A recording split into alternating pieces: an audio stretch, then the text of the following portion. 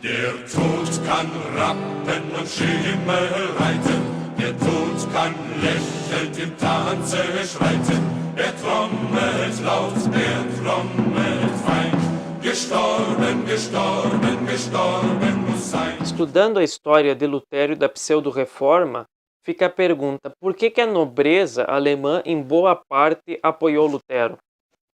Pelo seguinte, nós já vimos em vídeos aqui que no humanismo e na renascença o homem colocou-se como centro de todas as coisas. E, portanto, sacrifício, lutas, cruz era o horror. Se tornou o horror para o homem europeu no século XVI. E se nem todos tinham coragem de romper inteiramente com nosso Senhor Jesus Cristo, preferiam velar-lhe a face, como fizeram na paixão, para então poder bater contra nosso Senhor com mais tranquilidade, com uma falsa tranquilidade de consciência. Então se fabrica um cristianismo sem cruz. Se chama protestantismo. Lutero foi apenas mais um de uma vasta gama de hereges, como John Wycliffe, João Hus, que vieram antes dele, e só prosperou porque Leão X não se pronunciou nos primeiros anos, porque Carlos V não deu ordem de prisão na Dieta de Worms, e os nobres europeus estavam vendo no século XVI a cada vez mais a ascensão da burguesia como classe rica. Vão vendo a decadência moral do clero, infelizmente, nesse período, e vão percebendo que estão ficando para trás na marcha da história. Então, como vencer os burgueses e se livrar das imposições da cruz que os próprios religiosos não estão praticando? Fabrica-se um cristianismo sem cruz. E Lutero, então, incentiva o confisco, o roubo das propriedades eclesiásticas. Diz para esses nobres que eles podem se salvar e podem ir para o céu sem precisar praticar a moral católica do casamento indissolúvel, da guarda dos pensamentos, da castidade, de evitar jogos, de evitar bebedeiras. Então Lutero dá um cristianismo sem cruz, uma adulteração do evangelho de nosso Senhor Jesus Cristo. Não adianta Lutero traduzir a Bíblia para o alemão, até porque já existiam versões muito anteriores da Bíblia em alemão, em inglês, em muitos outros idiomas. Lutero, que se apresenta como um profeta do Altíssimo, que vai esmagar essa Babilônia, que é a Igreja Católica, esse anticristo, que é o Papa, todavia ele vai perdendo a própria dianteira na reforma, porque o princípio do livre exame faz com que o último dos ignorantes camponeses, mas que é orgulhoso, queira interpretar a Bíblia como quiser. E sem prestar contas a Lutero, sem prestar contas a ninguém, a não ser a si mesmo. Portanto, os princípios do protestantismo, do livre exame, são propriamente a construção da casa sobre a areia, como Nosso Senhor diz no Evangelho. Essa casa não resiste e desaba. E Lutero vai cada vez mais se entregar a delírios megalomaníacos, como estas citações, com todas as fontes na descrição do vídeo. Quem não crê como eu é destinado ao inferno. Minha doutrina e a doutrina de Deus são a mesma coisa. Meu juízo é o juízo de Deus. E em outro momento Lutero diz, falando de si mesmo: esse Lutero não vos parece um homem extravagante? Quanto a mim, penso que ele é Deus. Penso que ele é Deus. Senão, como teriam os seus escritos e o seu nome a potência de transformar mendigos em senhores, asnos em doutores, falsários e santos, lodo em pérolas? Esse é Martim Lutero. E cada vez mais ele vai querendo afogar os remorsos de consciência. E ele, que era tão preocupado com questõezinhas insignificantes e não aceitava os conselhos dos confessores por orgulho, portanto ficava se torturando e fazendo da vida um espiritual um inferno, agora ele tem a desforra. Agora ele diz: encontrei o meio da salvação. Peco, mas eu creio que serei salvo, portanto serei. E Lutero vai dizer ao seu amigo Jerônimo Willer: quando te vexar o diabo com esses pensamentos, conversa com os amigos, bebe mais largamente, joga, brinca e te ocupa em alguma coisa. De quando em quando se deve beber com mais abundância, jogar, se divertir, fazer mesmo algum pecado em ódio e assinte ao diabo, assinte a provocação, para não lhe darmos aso de perturbar a consciência com ninharias. Todo o decálogo se nos deve apagar dos olhos e da alma, a nós tão perseguidos e molestados pelo diabo.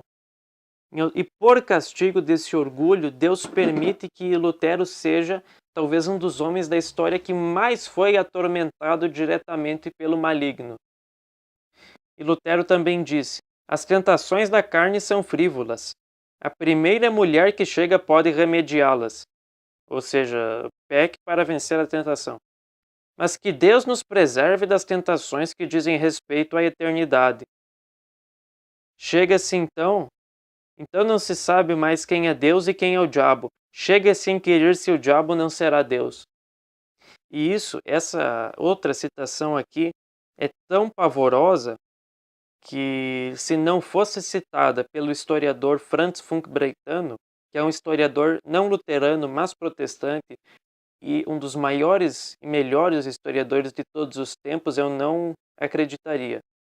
Mas está nas Conversações à Mesa de Lutero. Cristo cometeu adultério pela primeira vez com a mulher da fonte de que nos fala São João. Não se murmurava em torno dele que fez então com ela, depois com Madalena, depois com a mulher adúltera que ele absolveu tão levianamente. Assim Cristo, tão piedoso, também teve de fornicar antes de morrer. Eu peço desculpa por ler isso, mas é uma tal blasfêmia, mas que mostra: Lutero preferiu viver conforme a carne, inventou uma falsa justificativa para isso, encontrou em partes da nobreza alemã um apoio para fabricar um cristianismo sem cruz, e para justificar essas abominações, vai dizer uma blasfêmia como essa. Porque ele quer ver o mundo podre como ele é.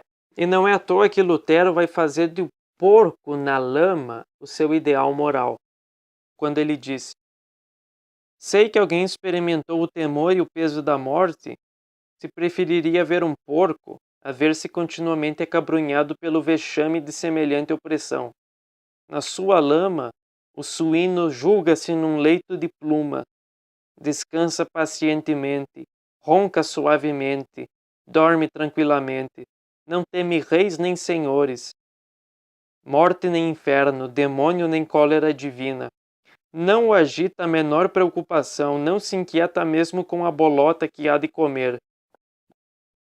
Numa palavra, o porco vive numa segurança completa. Sua vida é toda doçuras. Se o levam para um matadouro, pensa simplesmente que é um tronco de madeira ou pedra que o incomoda. Até morrer não espera a morte. Antes, no momento e depois da morte, não experimenta o que é morrer. A vida lhe pareceu sempre boa e eterna. Nesse ponto, nenhum rei, nem mesmo o Messias dos judeus, o que eles ainda esperam, homem algum, por mais hábil, rico, santo e poderoso, poderá imitar. Esse é o ideal de Lutero, o porco nadando na lama. O homem se torna semelhante àquilo que o admira. Não é à toa que, admirando porcos na lama, Lutero tenha dito tais blasfêmias e tenha tido uma vida moral péssima, depravada e passado os últimos anos frequentemente bêbado. Lutero leva adiante a sua doutrina da justificação pela fé e passa a pregar também o pecado como um meio de salvação. De que modo e com quais palavras? A lei, as obras, a caridade e os votos não só nos resgatam, mas agravam a maldição. Quanto mais obras fizermos, tanto menos poderemos conhecer e aprender a Cristo. Ou seja, as boas obras levam o homem a se envaidecer, porque tudo que o homem faz é pecado. Conclusão: peque, mas creia que será salvo. E é o que vai ser dito aqui nessas outras palavras inteiramente blasfemas, também com uma fonte na descrição do vídeo. O Evangelho não prega o que devemos fazer, não exige nada de nós. Antes, em vez de dizer-nos faze isso ou aquilo, manda-nos simplesmente estender as vestes e receber. Toma, meu caro, eis o que Deus fez por ti. Por teu amor ele vestiu o próprio filho de carne humana. aceita esse dom, crê e será salvo.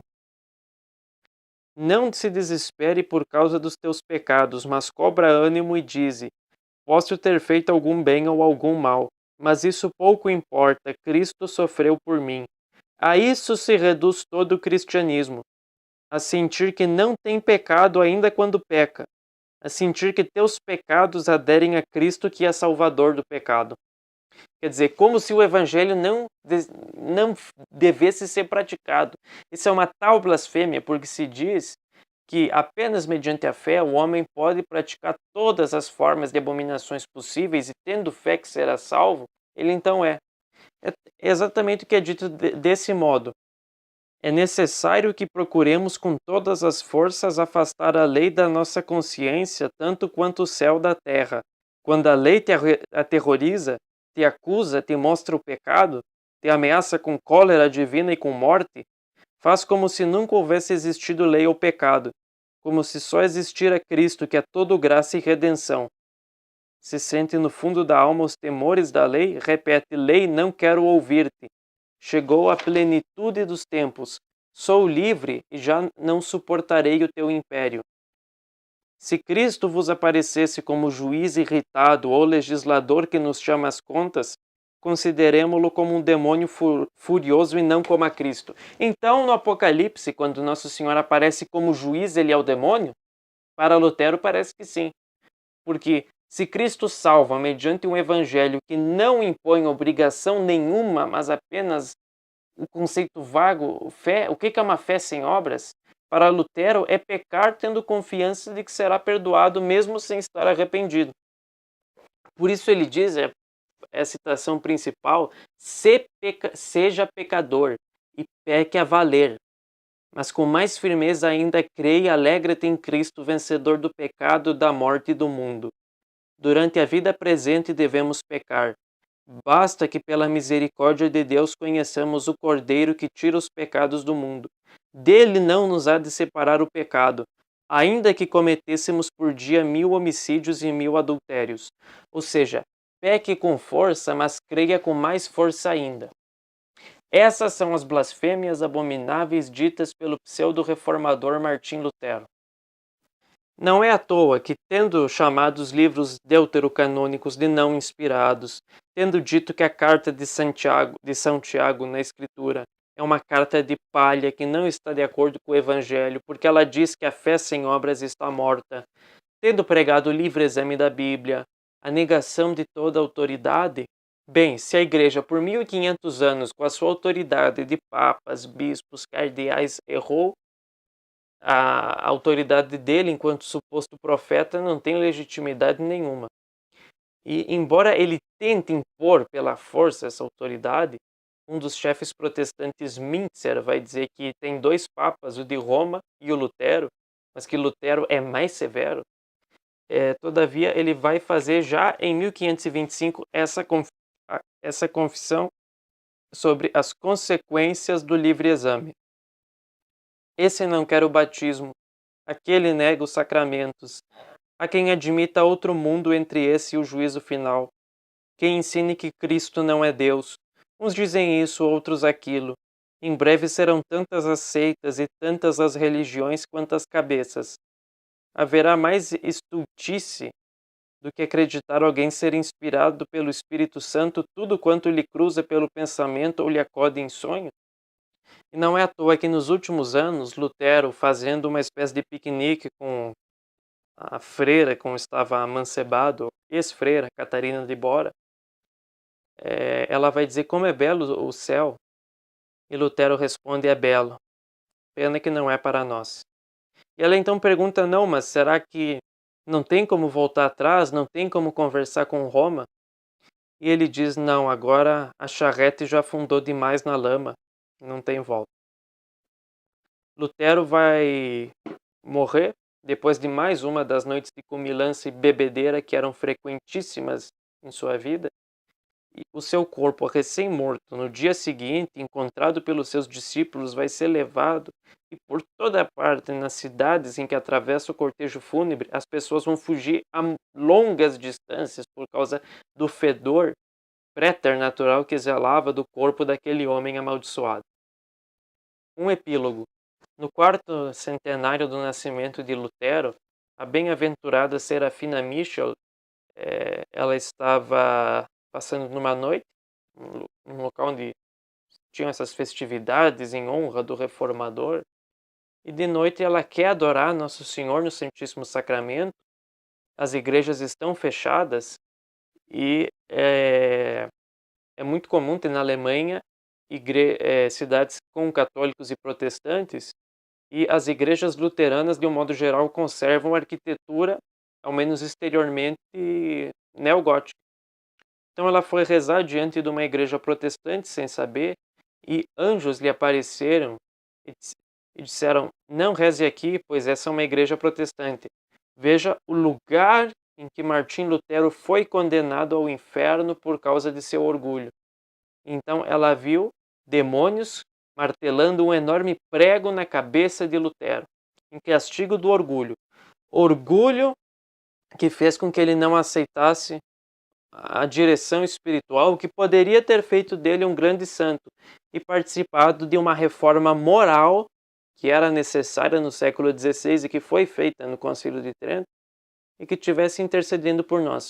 Lutero se revoltou contra a igreja, saiu da Santa Igreja, propôs um cristianismo sem cruz, e o resultado, não a cruz sem Cristo, mas um inferno eterno, martelado na companhia dos demônios. O inferno que ele tanto temia foi a causa da sua perdição, porque ele não teve temor de Deus, mas ele teve pânico da misericórdia divina, fabricou para si uma nova religião, e as consequências estão tendo desde toda a eternidade. Lutero tinha pânico de Deus e não temor de Deus. Temia o inferno por amor próprio e, não obedecendo aos conselhos dos seus diretores espirituais, foi em pequenos passos, em pequenas ações, criando a sua ruptura com a Igreja Católica e levando milhões de almas para a heresia, por culpa sua. E dessas almas, teve que se apresentar diante de Cristo. Cristo que, como juiz, Lutero disse que seria um demônio, um fim miserável para um frade apóstata, bêbado, libertino e herege.